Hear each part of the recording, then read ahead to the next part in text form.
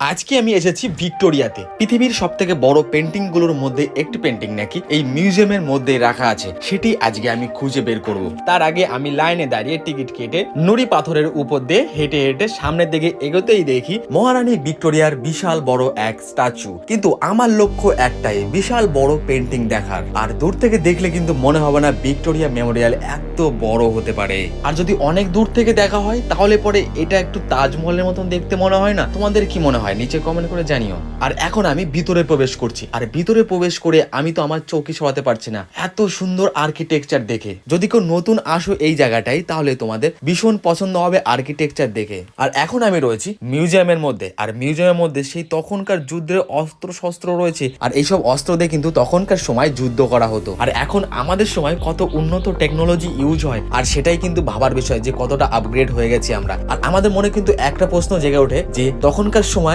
Victoria Memorial এত সুন্দর architecture কিভাবে তৈরি করলো। সেই সব ফটোগ্রাফস কিন্তু এখানে রাখা আছে যে কিভাবে তৈরি করা হয়েছে। আর এটি কিন্তু ভিক্টোরিয়া মেমোরিয়ালের অরিজিনাল মডেল। উপর থেকে ঠিক এরকম দেখতে লাগে। আর এইসব দেখতে দেখতে আমি তো ভুলেই গেছিলাম যে আমি তো এখানে বিশাল বড় পেন্টিং দেখতে এসেছি। তাই আমি ভাবলাম এইসব আর দেখবো না, এখন আমি খুঁজবো সেই বিশাল বড় পেন্টিং। আর খুঁজতে খুঁজতে আমার চোখে বাঁধে আমাদের বাঙালির মহান ব্যক্তিদের পেন্টিং। আর এই মহান ব্যক্তিদের পেন্টিং দেখে কোন বাঙালি দাঁড়াবে না সেটাই বলো। আর আমি এখানে দাঁড়িয়ে ইনাদের বিষয়ে কি কি লেখা আছে সেসব জিনিস আমি পড়লাম। আর তোমরা এখানে এসে পড়তে পারো, জানতে পারো আমাদের জন্য কি কি দিয়ে গেছে। আর তখনই আমার চোখে বললো বিশ্বের সব থেকে বড় পেন্টিং গুলির মধ্যে একটি পেন্টিং কিন্তু এই পেন্টিংটি। আর এই পেন্টিং এর কাছে কিন্তু আমাকে কত ছোট দেখাচ্ছে সেটাই তোমরা দেখো। মানে কত বড় পেন্ট। এখানে এসে একবার তোমরা এই পেন্টিংটি ভিজিট করে যাও। আর এই মিউজিয়ামের মধ্যে ঘুরতে ঘুরতে আমার চোখে এমন একটি জিনিস পড়লো যেটা দেখে আমি 1 মিনিটের জন্য দাঁড়িয়ে গেলাম। হ্যাঁ, এই ফাউন্টেন পেনটি নেতাজি সুভাষচন্দ্র বোস নিজে হাতে ইউজ করেছিল। আর সেটা আমি কত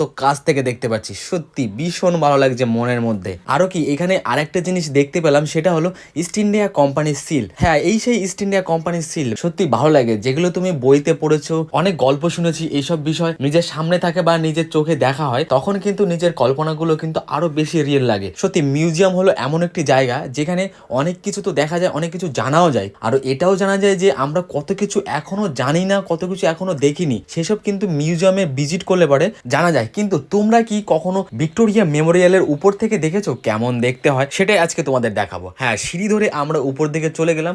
উপরে তেমন কিছু নেই, কিন্তু উপর থেকে এই দৃশ্যটা দেখার পর সত্যি একটু আলাদা রকম ব্রেনটা ফ্রেশ হয়ে গেল। তোমরা জাস্ট এই ভিউটা দেখো যে কেমন লাগছে উপর থেকে দেখতে। আমার তো বেশ ভালোই লাগছে। আর তোমরা কে কে এসেছো এই জায়গাটা, আর যদি কেউ না আসে থাকো তাহলে অবশ্যই একবার উপরে এসে ভিজিট করে যাও এই ভিউটা দেখার জন্য। তারপর আমি ভিক্টোরিয়া মেমোরিয়ালের বাইরে এসে সাইড ভিউগুলো দেখতে লাগলাম।